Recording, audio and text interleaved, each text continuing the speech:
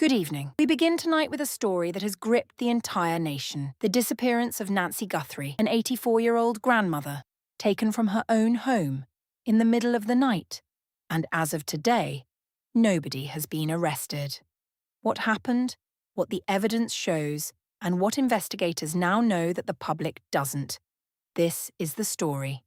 Subscribe right now and hit that notification bell and turn on every notification. Because what happened to Nancy Guthrie on the night of February 1st, 2026, is not the story of a random crime in the dark.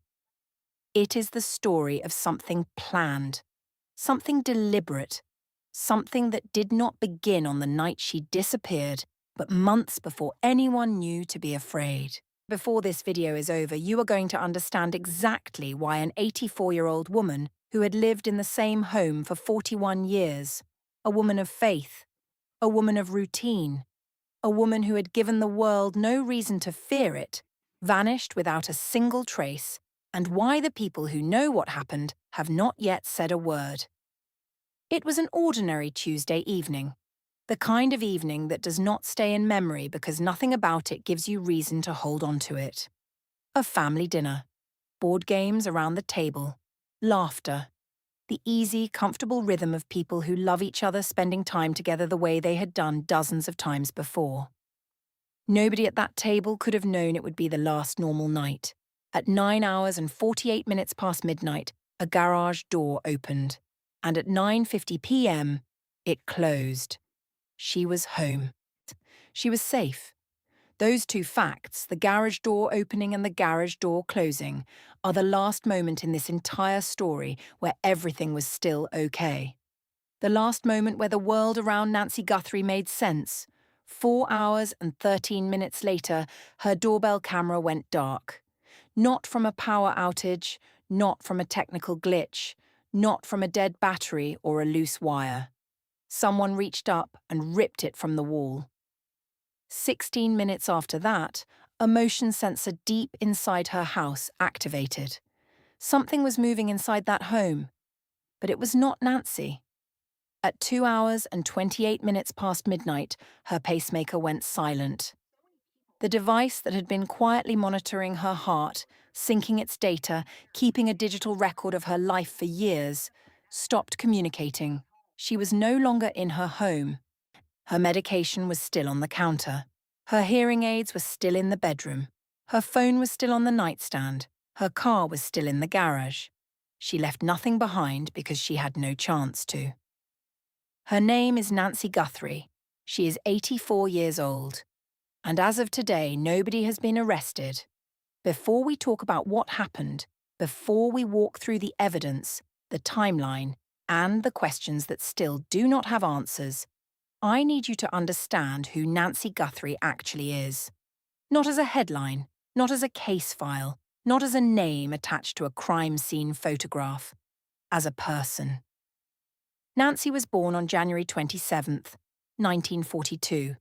She spent more than 5 decades building her life in the Tucson area of Arizona, a city she knew deeply, a community she was woven into. She was a woman of deep faith. The kind of faith that is not performative or occasional, but daily, lived, and consistent.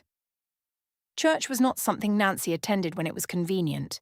It was part of who she was, part of her week, part of the rhythm that made her, her. She had 3 children, Savannah, Annie, and Cameron. You may recognize the name Savannah Guthrie. She is the co-anchor of NBC's Today Show, one of the most watched morning programs in the United States. Savannah has interviewed presidents, covered elections, and reported from every corner of the world. Her face is recognized by millions of Americans every single morning. But to Nancy, Savannah was not a television anchor. She was simply her daughter. The little girl she raised, the woman she was proud of, her child. Nancy had lived in the same home in Tucson's Catalina Foothills neighborhood since 1985. Think about that number. 41 years.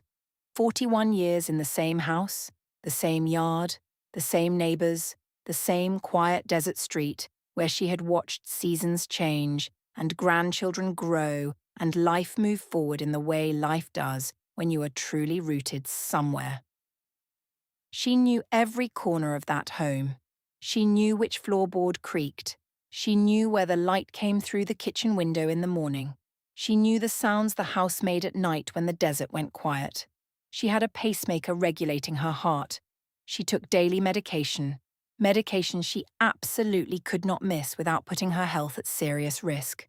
She relied on hearing aids. She had limited mobility. She was not someone who could simply disappear on her own. She was not someone who could survive without support. She was, in the truest and most important sense of the word, vulnerable. And she trusted the world around her because that world had never given her a reason not to.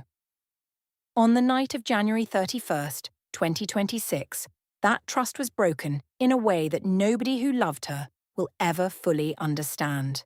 January 31st, 2026. A Saturday. Nancy spent that evening the way she often did, surrounded by the people she loved most. She had dinner at her daughter Annie's home. Annie lives with her husband approximately 4 miles from Nancy's house, close enough to visit easily, close enough to keep the kind of regular contact that families who actually love each other maintain. The evening was described by those who were there as completely normal. A family dinner, board games, conversation. The unremarkable, beautiful rhythm of ordinary family life. At approximately 9:48 in the evening, Nancy was driven back to her home. Her garage door opened. At 9:50 p.m., it closed. That is the moment. That closing garage door at 9:50 p.m. on January 31st, 2026. That is the last moment in this entire case where anyone can say with complete certainty, Nancy Guthrie was safe. After that moment, the story belongs to darkness.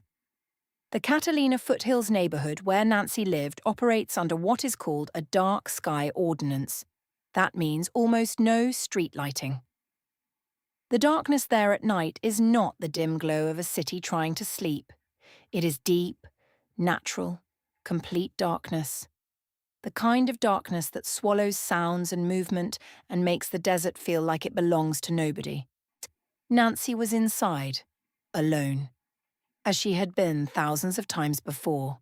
She had no reason to be afraid. She had no reason to think that night was any different from the hundreds of nights she had spent in that house alone before. 4 hours passed, the kind of 4 hours that feel like nothing from the outside. Tucson settled into its late-night silence. Streets emptied, neighbors slept, dogs settled. The desert went quiet the way it always does when the world stops paying attention. And somewhere inside that silence something was already in motion. Something that had not begun that night. Something that had been building, quietly, deliberately, carefully, for much longer than anyone realized. What happened in the next 41 minutes would change everything. Our investigators have been able to reconstruct the timeline of what happened inside and around Nancy Guthrie's home that night, minute by minute, using doorbell camera footage, digital device data, her own medical implant, and neighborhood surveillance. And what that timeline shows is not the chaotic, desperate picture of an opportunistic crime. It is not the scattered, impulsive evidence of someone acting on impulse. It is methodical. It is deliberate. It is controlled. It is planned. 1:47 a.m. Nancy's Nest doorbell camera, mounted at the front of her home, was disconnected. Not hacked remotely, not powered down from a circuit breaker, not disabled by weather or a power surge. Physically, manually. A gloved hand reached up and removed it from the wall. But here is the detail that would change the entire case. Nancy's camera did not have an active cloud subscription. That means her footage was stored locally, on the physical device itself. Destroy the device, destroy the evidence. Whoever removed that camera understood exactly how it worked. They knew there was no remote backup. They knew that taking the camera was the same as erasing what it had seen. But they were wrong, because Google's back-end servers had already begun pulling a final burst of data from the device the moment it came back online after being triggered.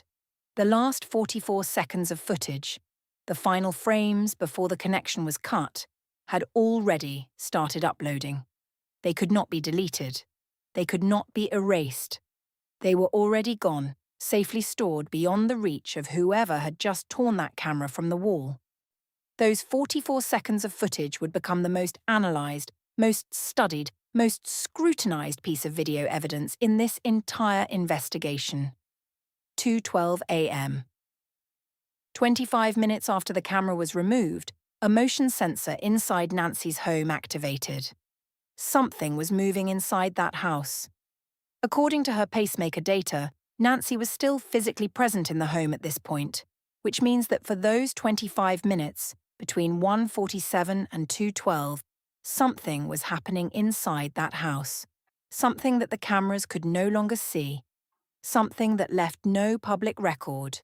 Something that investigators have spent weeks trying to reconstruct. What was happening during those 25 minutes is one of the most important unanswered questions in this entire case. 2:28 a.m. Nancy Guthrie's pacemaker application lost contact with her phone. That device had been quietly doing its job, monitoring her heart rate, tracking her movement, syncing data, keeping a continuous digital record of her physical existence for years.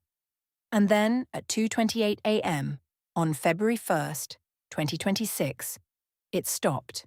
She was no longer in her home. 41 minutes. From 1:47 to 2:28. That is the entirety of it. 41 minutes, and an 84-year-old woman with a pacemaker, limited mobility, no phone, no hearing aids, and no medication, was gone.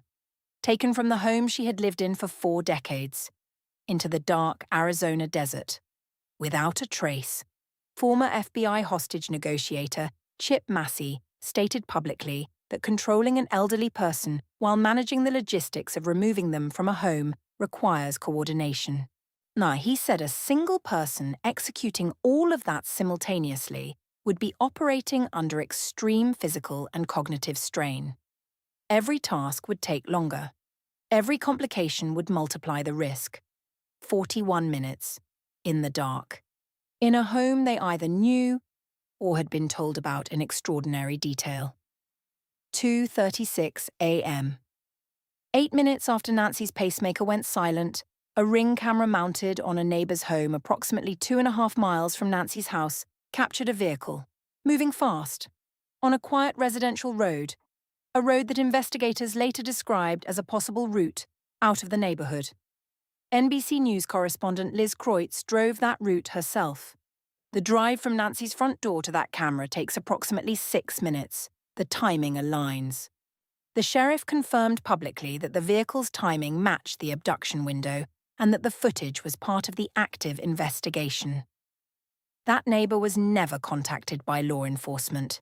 They came forward on their own, after watching news coverage, and recognised the timing themselves. They brought the footage to investigators voluntarily. The vehicle in that footage is still unidentified. Those final 44 seconds of doorbell camera footage gave investigators, and the world, their first and only clear public look at what arrived at Nancy Guthrie's front door that night. A figure, male, standing at her front door, in the complete darkness of a Tucson desert night. At 1:47 in the morning, the FBI described him as approximately 5 feet 9 to 5 feet 10 inches tall, average build, wearing a ski mask over his entire face, a dark clothing, black gloves, carrying a black Ozark Trail 25-litre backpack, the kind sold at Walmart for less than $30, with reflective safety strips running down the shoulder straps. A belly band holster strapped around his waist, holding what appeared to be a firearm. But it was not what he was wearing that stopped investigators. It was how he moved. He did not approach the camera the way a stranger approaches an unfamiliar entrance. He did not scan the front of the house. He did not hesitate at the steps. He did not look around to check whether anyone was watching. He walked directly to the exact position of the doorbell mount, without searching for it, without looking up to find it, as if he already knew exactly where it was. He used vegetation from Nancy's own front yard, plants she had tended in that same spot for years, to obstruct the camera lens before disabling it. He knew those plants were there. He knew exactly how to use them. And then he tapped the camera. 2 light, rhythmic taps. Not the frantic motion of someone trying to disable a device they are seeing for the first time. Not the clumsy, rushed movement of someone under pressure. Behavioral analysts who reviewed the footage described it as ownership behavior, the kind of subconscious physical contact you make with an object that is part of your daily environment. The way your hand finds a familiar railing without your brain issuing any instruction. The way you tap a kitchen counter you have passed 1,000 times without thinking about it. Former FBI behavioral analyst Mary Ellen Tull reviewed the footage and made a specific observation. She said he showed none of the nervousness that the situation should have produced. She said if you and I decided to commit this crime, we would be nervous. He was not. There was no forced entry at Nancy's home, no broken glass, no damaged door frame, no tool marks on the lock. The door opened, and he walked inside. When investigators arrived at Nancy Guthrie's home in the hours after she was reported missing, what they found did not look like confusion. It did not look like a medical emergency. It did not look like a misunderstanding. It looked like a crime scene. Blood was found on Nancy's front porch. Authorities later confirmed it was hers. That single detail changed the emotional weight of everything that followed. Before the blood, there was still room for softer explanations. A medical episode, disorientation. Some innocent reason an 84-year-old woman was not where she was supposed to be. The blood on the porch removed every softer explanation from the table. Something happened at that door. Something violent enough to leave a mark on the ground outside her own home. Then came the glove. A black glove was found approximately 2 miles from Nancy's home, along what investigators described as a possible escape route. It appeared to match the type of gloves worn by the figure in the doorbell footage. DNA was recovered from it. The entire country held its breath. The DNA was tested. It was run through the FBI's National CODIS database, a system containing the genetic profiles of over 22 million known offenders. No match. Then the case twisted again. Sheriff Chris Nanos announced publicly that the DNA on that glove did not belong to a suspect at all. It belonged to a local restaurant worker, someone with no connection to Nancy's disappearance, who had simply dropped a glove near that road at some other time. A clue that the entire world had been watching collapsed without warning. But the investigation did not collapse with it. Because there was something else, something that did not collapse, something that is still sitting in a laboratory right now, waiting to speak. 2 separate unknown DNA profiles were recovered during the investigation. One from inside Nancy's home, at the location where investigators believe she was removed. One from an area connected to the escape route. Neither profile matches Nancy. Neither matches any member of her family. Neither matches a single entry in the FBI's national database of 22 million profiles. 2 profiles. 2 unknown males. The sheriff has publicly confirmed he has not ruled out the possibility that more than one person was involved in what happened to Nancy Guthrie. Shortly after Nancy disappeared, something else arrived. Ransom-style communications. Not sent to the family. Not sent to the FBI. Sent to media outlets. The demands were for millions of dollars, payable in Bitcoin. 2 deadlines were issued, February 5th, then February 9th. Both came and went. Nancy did not come home. The family responded publicly. Savannah, Annie, and Cameron appeared on camera, visibly broken, and delivered words no child should ever have to say to a stranger who has taken their mother. They said, "We received your message. We understand. We will pay." The Bitcoin wallet set up to receive payment has never been touched. The FBI sent a small monitored amount to it as a digital trap, waiting for a single login, a single connection that would reveal an IP address and a location. Nobody has logged in. Nobody has touched the money. And then, in early March, investigators went door to door in Nancy's neighborhood and asked a question that nobody had thought to ask for 5 full weeks. Did your internet go out on the night Nancy disappeared? Neighbors confirmed yes. Some had experienced outages, disruptions, gaps in connectivity on the same night an 84-year-old woman was taken from her home 3 streets away. One neighbor's Ring camera, specifically the camera on the side of their house that faced Nancy's property, had gone completely dark that night. That same neighbor's dog had woken up in the middle of the night. It stood at the window, and it stared toward Nancy's house at the exact moment the cameras facing that direction lost their signal. The dog knew something that the cameras could no longer record. The response to Nancy's disappearance was immediate and massive. The Pima County Sheriff's Department, the Federal Bureau of Investigation, Customs and Border Protection, cadaver dogs, search helicopters flying grid patterns over the desert, genetic genealogy specialists. A dedicated joint task force relocated to the FBI's Tucson field office, working this case and only this case. Over 40,000 tips flooded in from the public in the weeks following her disappearance. Some days 4,000 calls in a single 24-hour period. More than 10,000 hours of surveillance footage reviewed.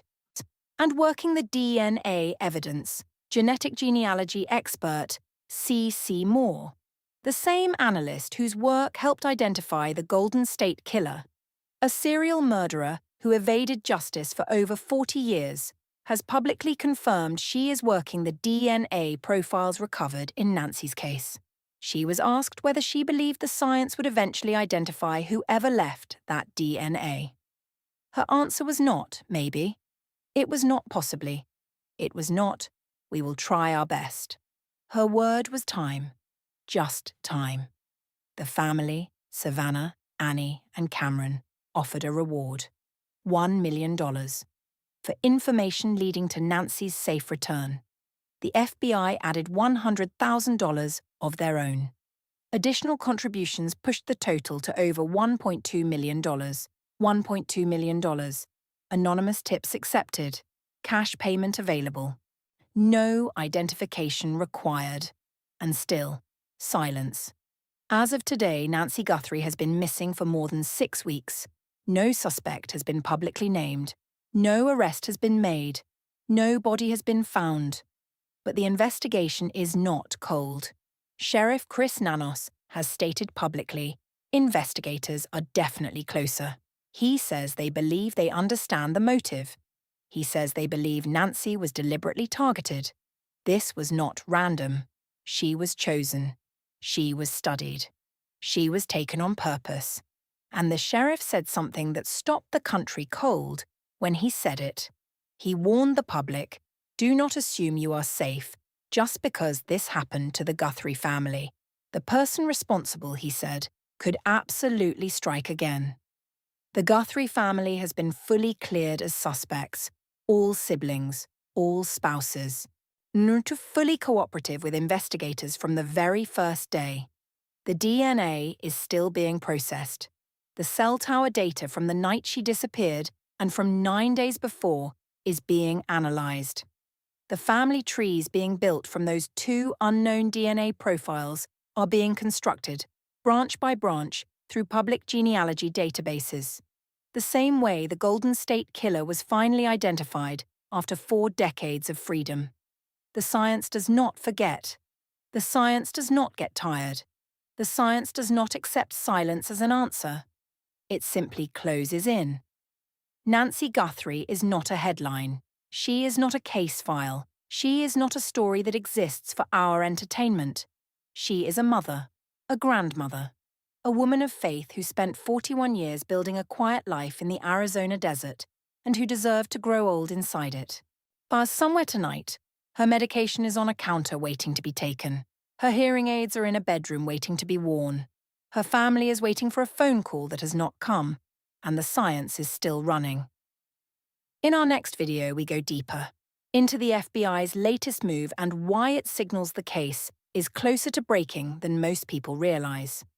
into the forensic details that mainstream coverage has not fully explained, into the 9 months of planning that investigators believe happened before Nancy ever knew to be afraid. Because this story is not over, and Nancy deserves for us to keep asking. If you have any information about Nancy Guthrie's disappearance, no matter how small it seems, the FBI tip line is 1-800-CALL-FBI. Tips are completely anonymous. The reward is $1.2 million, and it can be paid in cash with no identification required. Drop a comment below and tell me, what is the one detail from tonight that you cannot stop thinking about? I read every single one. Subscribe. Turn on notifications. Share this video with someone who needs to hear her name, because the more people who know Nancy's story, the harder it becomes for the truth to stay hidden.